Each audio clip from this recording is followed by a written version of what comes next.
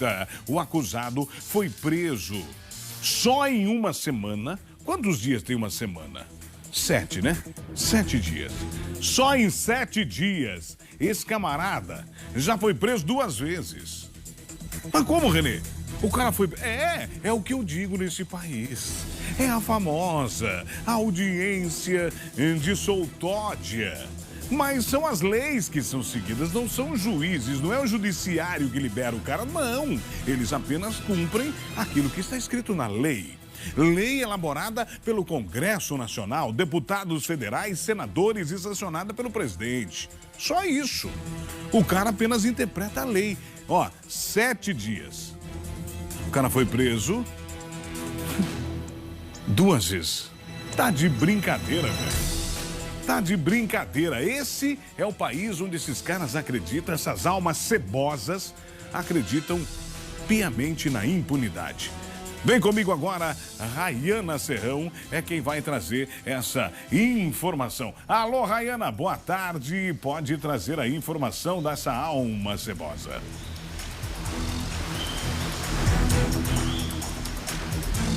Alô, Renê, muito boa tarde para você, de volta aqui na tela do Balanço Geral para contar essa história. Esse suspeito é o Ian Santana. Na primeira abordagem, ele foi então surpreendido pelos policiais militares do 2º Batalhão, exatamente ali na região da Tamandaré, onde havia muitas pessoas em situação de rua. A polícia, então, ao identificar o Ian, ele apresentou uma atitude suspeita. E após uma pesquisa, a polícia, então, identificou que ele estava sem a tornozeleira eletrônica. Ele já respondia pelo crime de roubo e estava sem o equipamento. Ele foi conduzido, então, para a delegacia já para os procedimentos legais, assinou um documento e, então, a polícia deu em torno de 2 dias para que ele procurasse o sistema penitenciário para colocar novamente este equipamento, ou seja, a tornozeleira eletrônica, já que ele respondia pelo crime ali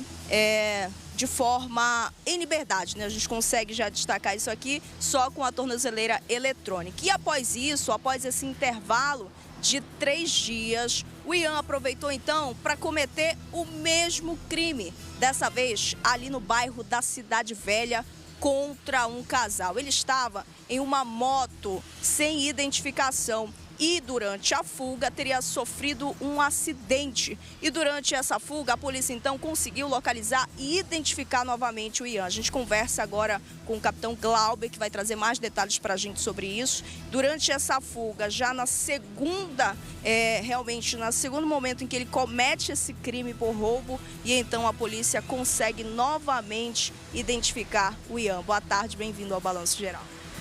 Boa tarde. Sim, por volta ali de segunda-feira, o Ian ele foi abordado pela guarnição da Sargento Bernadette. Aqui na área do 2º Batalhão, a gente tem locais onde são feitas essas abordagens.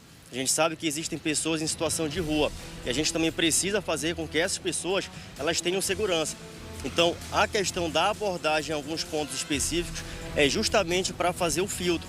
Então, ali naquele local, a gente aproveita a oportunidade para fazer a abordagem, identificar os infiltrados que não estão na condição de rua, para que eles não se favoreçam ali daquela condição como oportunidade e aproveitar ali o momento para cometer algum tipo de crime. E o Ian, dentro dessas condições e abordagens que nós fazemos aqui na área do 2º Batalhão, na consulta do nome dele, foi identificado que ele estava com pendência. Qual era a pendência? Ele não tinha ido ainda até a SEAP para fazer a monitoração, o monitoramento eletrônico.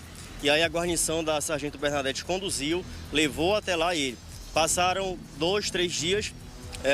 Ontem, o que aconteceu? O Ian, juntamente com mais uma pessoa, cometeram um roubo.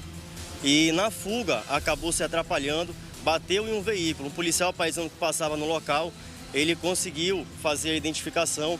E uma viatura nossa, que é do Sargento L. Cruz, passava próximo do local, quando foi acionada para fazer ali a interceptação e prender o Ian.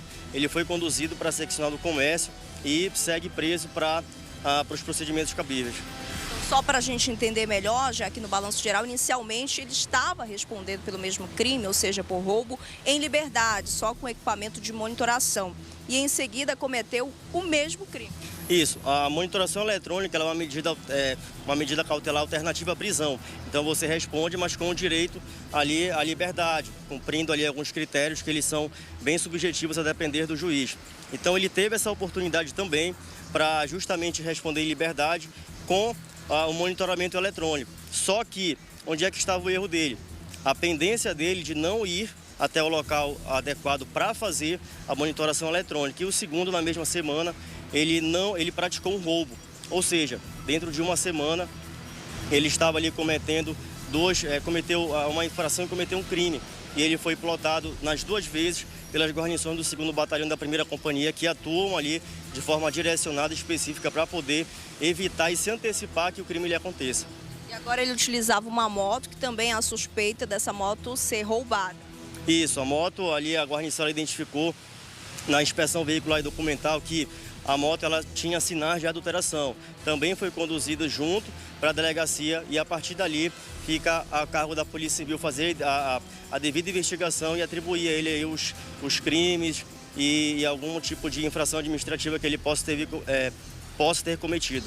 E agora, como é que funciona, capitão, esse trabalho da Polícia Militar, principalmente nessa região, na área do comércio, ali da Cidade Velha? A gente sabe que é uma região muito movimentada, em que também tem tanto a movimentação comercial quanto a movimentação de pessoas. Sim, aqui na área comercial o policiamento ele segue direcionado. Então a gente precisa entender a característica de cada bairro para que o policiamento ele possa ser ajustado. Por exemplo, na Cidade Velha a gente consegue utilizar viaturas para fazer ali justamente as rondas, o patrulhamento, de forma direcionada.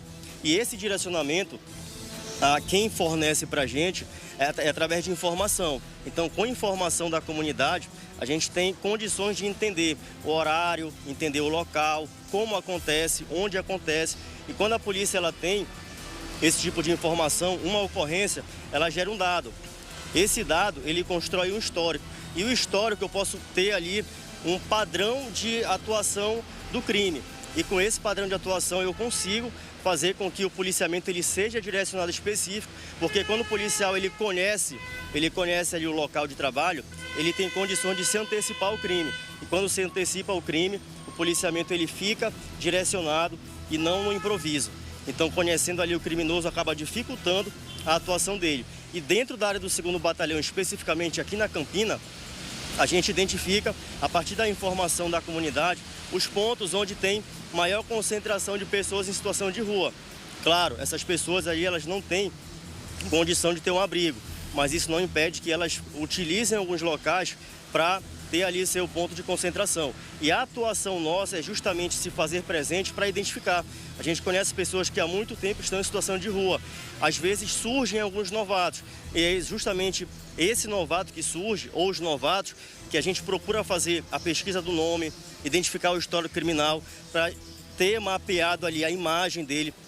A imagem a gente guarda isso para um controle interno mesmo. Até para que, caso aconteça algum tipo de crime, a pessoa diga, olha, eu fui vítima de um crime em um determinado local.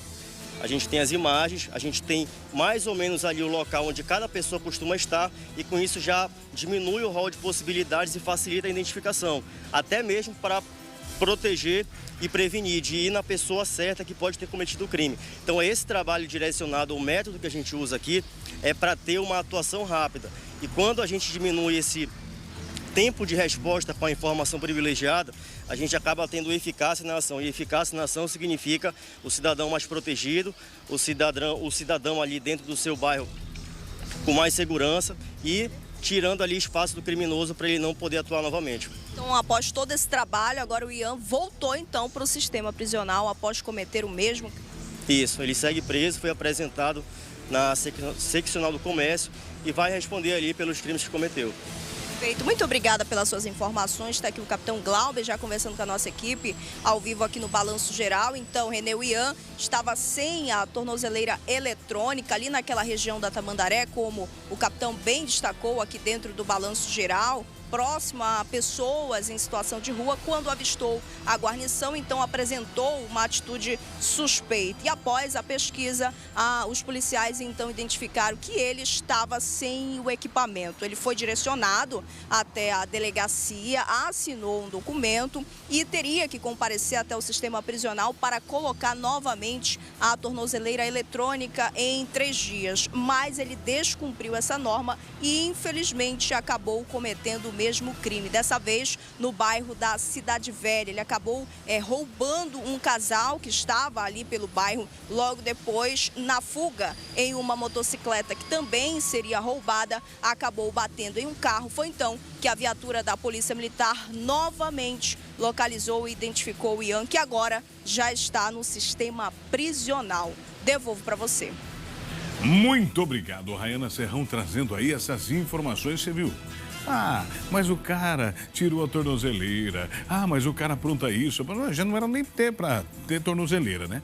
Para começar, eu já não acredito nessa história de tornozeleira.